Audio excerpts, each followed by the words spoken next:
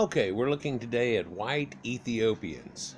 Yep, there's an actual term for that, and it was written a lot in ancient Greek and Roman scholars, made definite alludements to it. Leucoaethiops, and leuke actually is meant to being fair, quite often associated with red and blonde hair and people being quite pale, so on.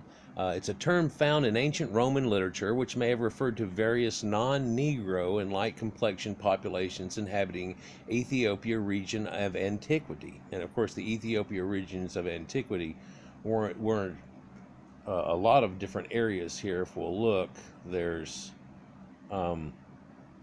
everywhere that's brown here is considered to have been Ethiopia when visited by these people and stuff, and quite often you can tell they were just visiting and finding farmers and people that had worked a lot, and quite tan people, mainly around in the Mediterranean and so on, but you can see even up here up above the Scythians where they actually had some, and bleeding all the way out into Asia and up above India, and conspicuously they do not refer to the southern Indians as being that. But so yeah, um, uh, the exonym that we're talking about there is used by Pliny the Elder. It's also mentioned by Pomponius Mela, Ptolemy, and Orosius. These authorities, though, do not, however, agree on the exact geographical locations of the White Ethiopians in all cases. Medieval geographers, including Ibn Hawqat and Leo Africanus, similarly noted the existence of various white and olive-skinned groups and individuals in territories and kingdoms south of the Sahara. However, the fate of these inhabitants in time has become quite uncertain. And this Ibn Hawqat guy here that we're looking at, that's or Hadqual, he was born in Nisibis, which is Upper Mesopotamia. He's around a 10th century Arab Muslim writer and geographer, chronicler, and from in the 940s and the 960s AD. And he had a famous work, but in that work there he shows you all these different people and things that are about them. He makes a nomenclature. This right here is the Mediterranean, right? You can see that, and he's showing you here, you know, the way that it all goes. Strangely, though, there's this, the Tigris Euphrates is listed as one, and it runs all the way up. He's got some nomenclatures on that, but as far as North and Northeastern Africa and how it's broken down into who people and what's what at the time. So, Pliny the Elder wrote in section 5.8 of his Natural Histories that if we pass through the interior of Africa in a southerly direction beyond the Gaetuli, after having traversed the intervening deserts, we shall find first of all that the Libyan Egyptians, and then the country where the Leucoaethiopians are. So these white Ethiopians are on past that. Now Libya is what the ancient name was for Africa until they named it after this, a Greek general and stuff, and then Libya was just a portion of it, and then they talked about Libya Egyptians being up deep in from Libya or out west from Egypt itself, and where these people would have been, kind of even above Sudan and past and southern of that point.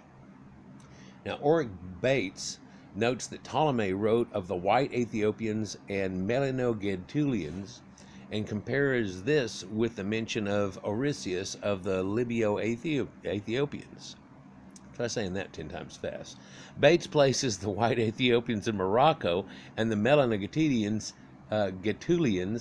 just east of them, claiming Ptolemy's authority for this and arguing that these descriptives are good evidence of the ancient oppositions of whites and blacks that were in the Sahara and their fusions. Now, Bates further compares these claims with what he argues is the marked xanthrocoid element of foreign Nordic origin in Morocco, i.e. a mixing of light-skinned people from northern Europe. And I think I'll end with some people of the Moroccans and the Amaza, and I'll show you a vid at the end of this of one that's been compiled. It'll show you some of these people. And by the way, this xanthrocoid is a term that's referred to in a lot of the old Greek literature too, and it is meant to have been a fairer person, but also skin and hair, quite often a red or blonde, probably mainly, and pale skin. And it talks about Achilles and all these other guys that were actually Xanthropoids. So, but he's showing you here that there seems to be these Nordic-looking people all over North Africa and stuff, and they're endemic from there. We'll get to there, though, in a moment. Pomponius Mela wrote in Frankie Romer's translation that on these shores washed by the Libyan Sea, however, are found the Libyan Egyptians, the White Ethiopians, and a populous and numerous nation, the Gatuli. Then a region uninhabitable by its entire length covers a broad and vacant expanse. And this is up over in the area where we look at of Carthage and things like that. We'll look at this top map here real quick. And I hope this all comes in pretty well on this. And about as good as it can.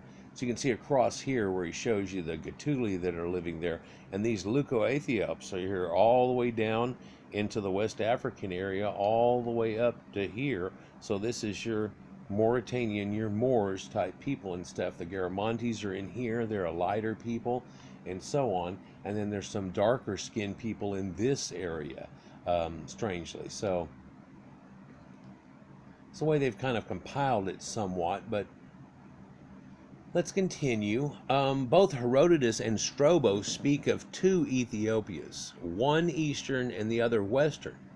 Strabo also said that the ancient Greeks designated as Ethiopia the whole of the southern countries towards the oceans, not just a region near Egypt. So in other words, everybody was down near the border that had more tan. They were basically called tan people. It's basically just a blanket of that type situation. Ephorus asserted that the White Ethiopians came from far east. Philostratus claimed that the Indians were the wisest of mankind and the Ethiopians are a colony of them. So that has been taken out of misconjecture, and people have turned around and said, oh, the Ethiopians, and they were this and they were that, and it must be the little country uniquely Ethiopia that people are talking about now that's been named that, and it definitely wasn't in elder times in any way, shape, or form. According to Richard Smith, Ibn Hakwal, the 10th century traveler from Baghdad, divides the Berber clans into the pure Sahanhaja and the Banu Tenamak, the later being originally Sudan, i.e. black, whose skin and complexion became white because they lived close to the north. So just believing that, strange conjectures they believe, because they're saying, oh, well, they're just kind of olive skinned, so this, so that, but we know that an albino Negro does not look like a Caucasian, right? And that black people have been up north, in fact, on the north side of the Mediterranean now for quite a few generations, and nobody's, short of, breeding into a mulatto situation, they're not really getting lighter. Now, they don't get as dark quite during the summer, just like what would naturally happen with tanning, because they do have some of that effect, but that's not going on. It's really not in effect. But yeah, they're gonna say something like that. Smith reports Ibn Hakwal is listing 22 names of Banu Tenamak, but without saying whether they were politically, cultural, or geographically cultural or linguistic in nature. Now, Smith suggests that most likely scenario is that these ancient Ethiopian tribes, as represented today by the Haritan, were absorbed into the Berber communities. And that's a different look too. The Haritan are actually considered to be the lower class of the people that are there, and if you look, that's actually the black people that are there. It goes all the way back to the Ibid and the slave trade and so on, and when they had come into this point, and they're still there. So nothing's really changed past that point, and it had already started to come into effect during some of the last of these people here, and so they seem to be a little confused. But then also they make some odd conjections.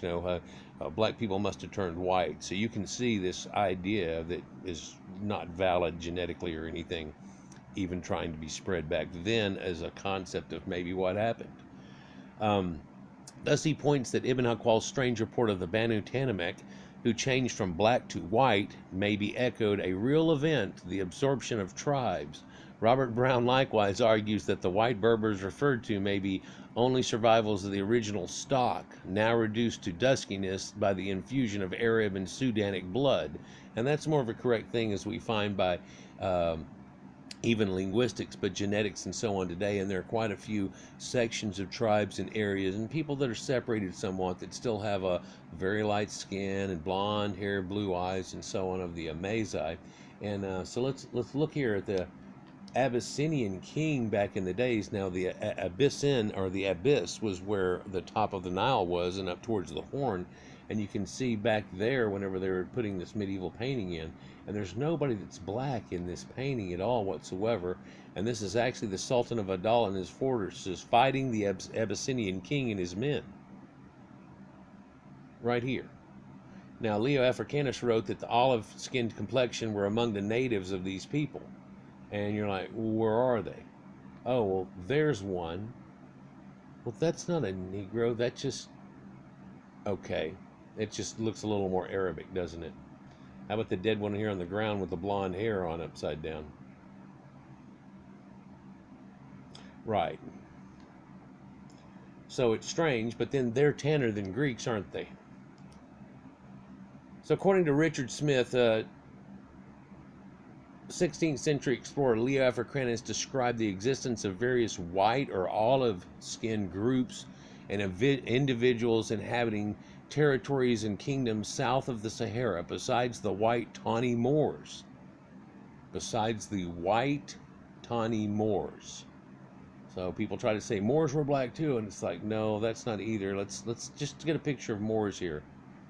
I don't know if you can see that right there in a little picture here, but these are the Moors. They're coming here and talking to each other. These are some of their pictures. There's thousands of these. And it's a red-headed guy, and a blonde-haired guy, and a black-haired guy, and a blondish red-haired guy.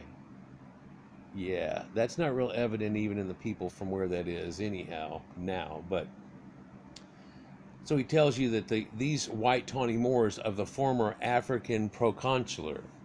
And so all of North Africa was always Caucasians, and what they mistake saying tan people, and then people have turned it around nowadays and tried to say that something different, but it's definitely never was that way in elder times, and we're not going to start living off of lies. He indicates that such light complexioned people were concentrated in the Horn of Africa, comprising much of the Adal Sudanate's native populace and a significant portion of the denizens of Mogadishu Sultanate.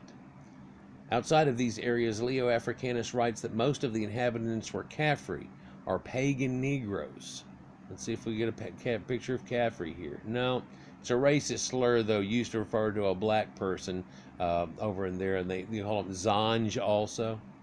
So he refers and asserts that the pockets of other white and olive-skinned residents could nonetheless be found on two small islands of Scatroa, the Two Sisters. And so where is that? They're guard a full channel in the Arabian Sea, that there were lighter-skinned people living in that even. And in parts of the Zanzibar coast, the kingdom of Malinde in the island of Quiola, and among descendants of the Chinese settlers on the island of St. Lawrence in Madagascar. So they're not talking about this one people that are up there, by the way, that are kind of Caucasian admixed. The current Bantu expantoid people that we see in the northern, or really the southern Nile area, but the tip or upper Nile are about 40% Caucasian on average, and there are some areas there that show as high as 50% in an admixture. So, speaking of the difference between modern thought and ancient times, Richard Smith warns that even apparently well-defined categories like race can be confusing. According to him, Ptolemy placed two peoples, the Leucoaethiops and Melanogatylians, or what black Gatylians or tan Gatylians, in the far west of North Africa, namely in southern Morocco. Smith suggests that the Leucoaethiops, literally white Ethiopians, also could be described as white black men, since in ancient times the term Ethiopian referred to skin color. He further asserts that Pliny the Elder places the Leucoaethiops south of the Sahara Desert, south of the Sahara, sub-Saharan, between the White Ethiopians and the Black Negroids. The closest neighbors would then have been the Libya Egyptians, literally the Egyptian Libyans. Another oxymoron there, but however, Smith indicates that Pliny does not mention any black Gaetulians whatsoever, and so somehow that got taken out of context, didn't it? Louis Vivian de Saint Martin posits that the Leucoaethiops were early Berbers who had penetrated southwestern into the desert, and the early Berber people that had come, and you see their symbol there. Edmund Deal Morel, writing in 1902, confirms that Ptolemy and Pliny speak of Leucoaethiops and believes that Ptolemy placed them in the neighborhood of Gambia, where Pliny places them in a couple degrees farther north than that. Morel then speculates on whose those light complexioned Africans could have been. He believes they could not have been Arabs or Bantus, of course, but argues that the Berbers were well known to Pliny's source people and the Carthaginians. So they would have recognized Berbers if they had met them. Morel concludes that the Leucoaethiops may have been an early Fulani, since the first record on West Africa around 300 AD describes an empire governed by white rulers, which was established by a king whose name contains a full feud affix. According to Morel, this Fulani connection was made in 1799 by Rennell in his travels in the interior of Africa in a notebook on Mungo Park's travels. And you can look up on Rennell, there's a lot of stories on him too and things. Richard Smith, writing in 2003, reports that historians will often assume that both Leucoaethiops and Melanogaetunians were of mixed races, or perhaps some combination of races and culture. On this supposition, he suggests that the Leucoaethiops were whites who lived in an Ethiopian-style culture, where the Ethiopians in question would have been the ancestors of modern Harappan. Smith concludes that the only safe conclusion is that the ethnic map was very complex and thus very confusing, even to Ptolemy. According to Smith, the next assumption is that there was some kind of awful ancient race war in which white tribes, like the Leucoaethiops, expelled or exterminated the black tribes. But he argues that there is no evidence for this, and we find today that there were Caucasians in that land all the way back to like 315,000 BC now. Yep, they found a new thing in Jibel Irhoud, and maybe I'll show you a piece of that in a second. Hagap Jung, writing in 2003 of the attitude of Homer and the ancient Greeks, suggests that the Ethiopians take their place as the other of the ancient Greeks, regardless of their skin color. Remarkably, there are white Ethiopians, not because Ethiopians are black, but because they are the other.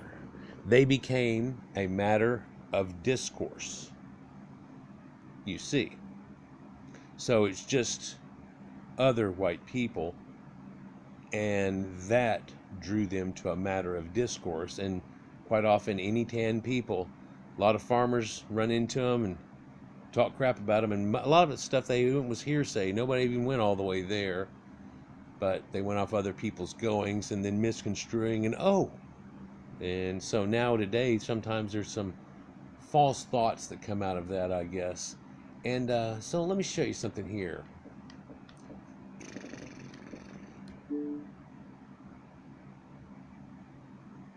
So here's an article on the oldest Homo sapien bones found, and it shakes the foundation of human histories. And then up there in Morocco, where we're talking about there, 300,000-year-old remains of a Moroccan mine of an early Caucasian, and they're classifying it as Homo sapiens, as modern man. So it goes back that far. You know, it's amazing. Whenever I was a kid, they said it was 4,000 to 6,000 years ago we only became modern then. Then they said, no, everybody goes together, and if everybody's modern now, then we have to go back to like Cro-Magnon and then say, there, that's kind of a blanket. Now that we figure out the technology level of everybody on the planet, to make it even Stevens, we have to go back 315,000 years here. And, well, we didn't have to go back that far. We went back to these people. And then these people go back 315,000 years. Not that they were as advanced to that point at the very first point of it, but, and of course, this is probably not the day after they were created as a species. But yeah, pretty interesting here. You know, cradle of humankind they thought was in East Africa about 200,000 years ago. This shows you a cave at 300K. So, more info into this too here. The fossils, those are at Jibel Irhoud. And here's another article on that, where the fossils in Jibel Morocco, Pan-African Homo sapiens here. And it shows you, and then they're Caucasoids, and they're 315,000 years, give or take 34,000 years on their dating that they use. Right? Thermoluminescence dating. It's amazing. And we have, there's the Ethiopia we were just looking at. And I guess we could look at the word xanthochroi. Xanthochroi here, or whatever. It's a new Latin form of word. Ancient Greek is xanthos. It means fair, yellow, golden, or blonde.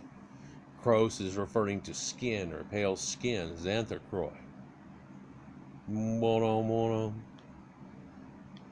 So, I think we'll end this one, guys, with something kind of neat. Let's take a look at some North African endemic Caucasians here that are commonly known as the Amaza or the Berbers.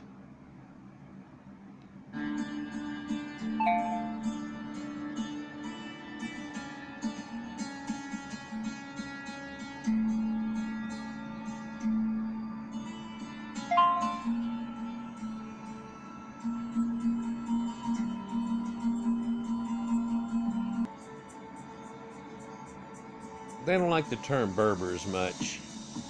It kind of refers to them being barbaric, which just really meant non-Greek speakers or people that wouldn't go with the idea. The Roman barbarians.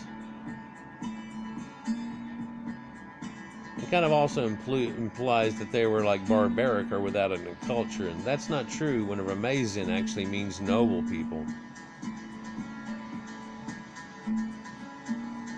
They're called Mazices in New Media. Endemic North Africans.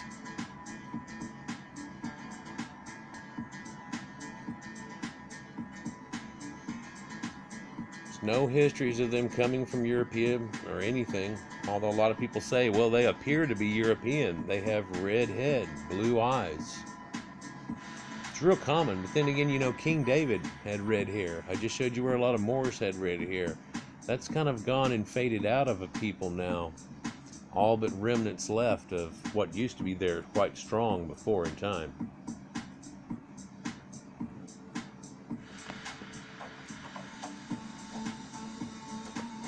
They're high RH negative too.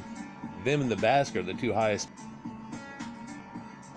Sure, there's an Arabic cross. Then you see things like this pop up like popcorn. Tifinagh script comes from Phoenician, but they were not allowed to speak it anymore quite recently. Didn't that look like the Lady of Elche?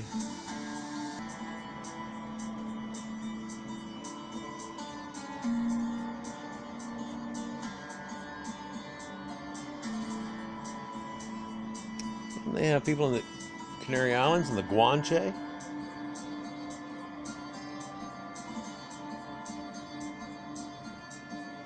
Guanche kind of disappeared after Spanish conquest, though. They grabbed that island. But it shows you they go back at least 12,000 years. And in fact, they go back a lot farther than that. Jibel Irhoud says these endemic people go back 70,000 years, and now we're finding a cave that shows them they're up to 315,000 years. But yeah, so Look, there's an Ethiopian right there. Like, share, and subscribe, guys. Enjoy. A lot more coming. Peace.